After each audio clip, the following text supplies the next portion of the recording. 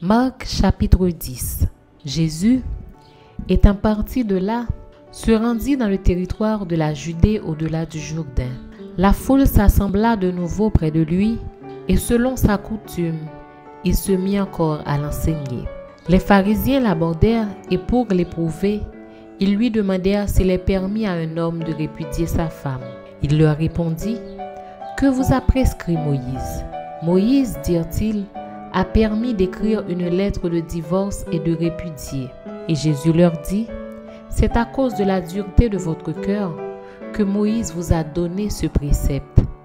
Mais au commencement de la création, Dieu fit l'homme et la femme.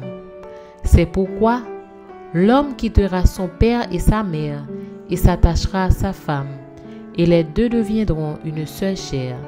Ainsi, ils ne sont plus deux, mais ils sont une seule chair.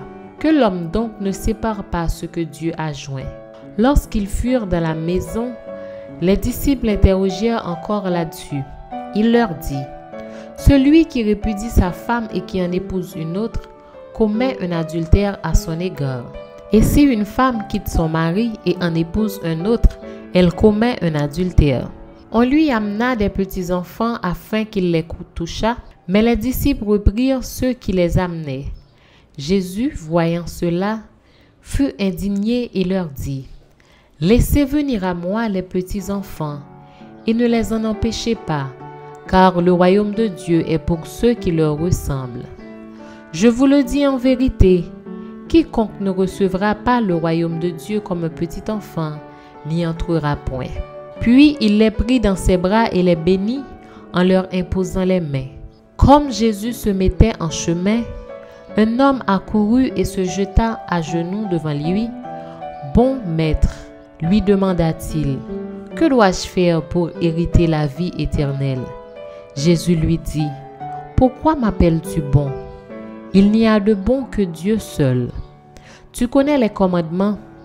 Tu ne commettras point d'adultère, tu ne tueras point, tu ne déroberas point, tu ne diras point de faux témoignages, tu ne feras tort à personne, honore ton père et ta mère. » Il lui répondit, « Maître, j'ai observé toutes ces choses dès ma jeunesse. » Jésus l'ayant regardé l'aima et lui dit, « Il te manque une chose. Va, vends tout ce que tu as, donne-le aux pauvres, et tu auras un trésor dans le ciel. Puis viens et suis-moi. » Mais affligé de cette parole, cet homme s'en alla tout triste, car il avait de grands biens. Jésus, regardant autour de lui, dit à ses disciples, « Qu'il sera difficile à ceux qui ont des richesses d'entrer dans le royaume de Dieu. » Et reprenant, il leur dit, « Mes enfants, qu'il est difficile à ceux qui se confient dans les richesses d'entrer dans le royaume de Dieu.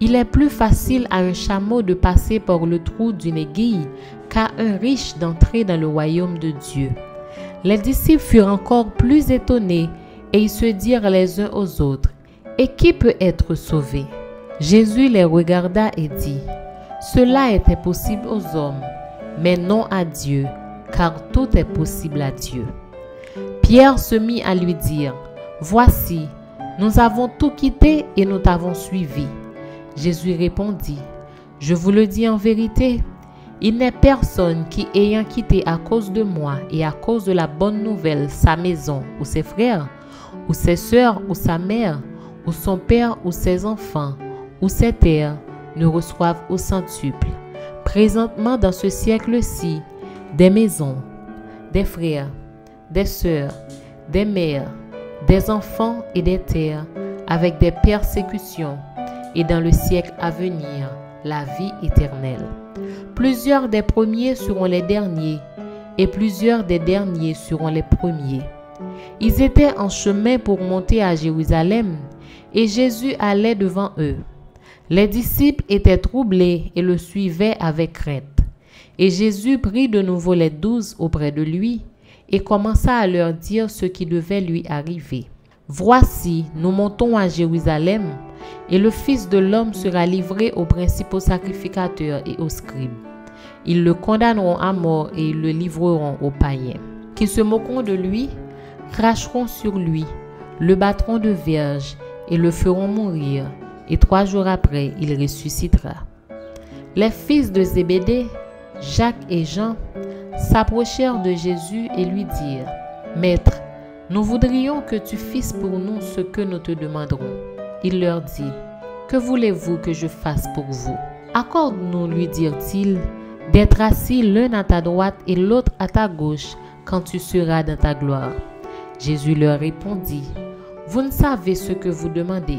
Pouvez-vous boire la coupe que je dois boire ou être baptisé du baptême dont je dois être baptisé? » Nous le pouvons, dirent-ils. Et Jésus leur répondit, « Il est vrai que vous boirez la coupe que je dois boire et que vous serez baptisés du baptême dont je dois être baptisé. Mais pour ce qui est d'être assis à ma droite ou à ma gauche, cela ne dépend pas de moi et ne sera donné qu'à ceux à qui cela est réservé. » Les 10 ayant entendu cela, commencèrent à s'indigner contre Jacques et Jean. Jésus les appela et leur dit, « Vous savez que ceux qu'on regarde comme les chefs des nations les tyrannisent et que les grands les dominent. Il n'en est pas de même au milieu de vous. Mais quiconque veut être grand parmi vous, qu'il soit votre serviteur. Et quiconque veut être le premier parmi vous, qu'il soit l'esclave de tous.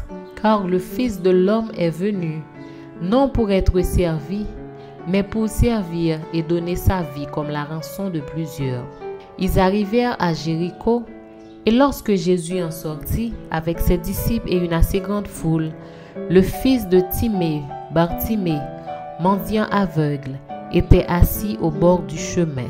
Il entendit que c'était Jésus de Nazareth, et il se mit à crier, « Fils de David, Jésus, aie pitié de moi. » Plusieurs le reprenaient pour le faire taire, mais il criait beaucoup plus fort, « Fils de David, aie pitié de moi. » Jésus s'arrêta et dit, « Appelez-le. » Ils appelèrent l'aveugle en lui disant, « Prends courage, lève-toi, il t'appelle. » L'aveugle jeta son manteau et se levant d'un bond vint vers Jésus. Jésus, prenant la parole, lui dit, « Que veux-tu que je te fasse? » « Rabboni, lui répondit l'aveugle, « que je recouvre la vue. » Et Jésus lui dit, « Va, ta foi t'a sauvé. » Aussitôt, il recouvra la vue et suivit Jésus dans le chemin.